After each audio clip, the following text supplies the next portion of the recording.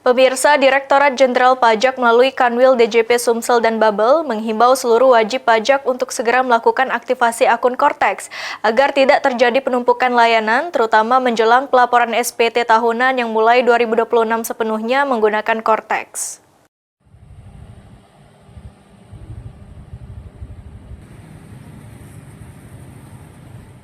Direktorat Jenderal Pajak melalui kantor wilayah DJP Sumatera Selatan dan Kepulauan Bangka Belitung mendorong wajib pajak untuk melakukan aktivasi akun Kortex.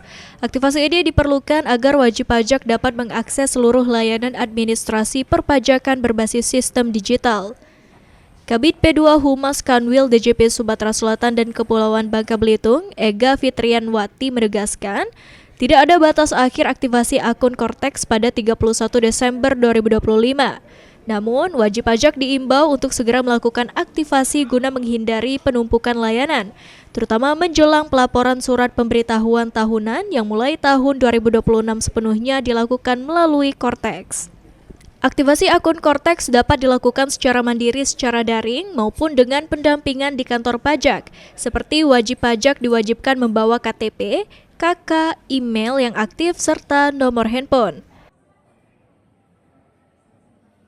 Aktivasi Kortex itu bisa dilaksanakan sebelum wajib pajak mendapatkan layanan Kortex.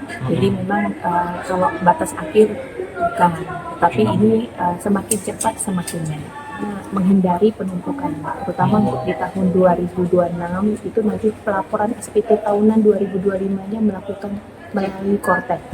Jadi kalau belum aktivasi, dia belum bisa mendapatkan layanan, belum bisa juga melaporkan SPT tahunan. Semakin cepat, semakin baik. Ditambahkan Ega, hingga akhir 2025, tingkat aktivasi akun Kortex di wilayah Sumatera Selatan dan Bangka Belitung telah mencapai 52,76%. Hafidz Zainul, PAL TV.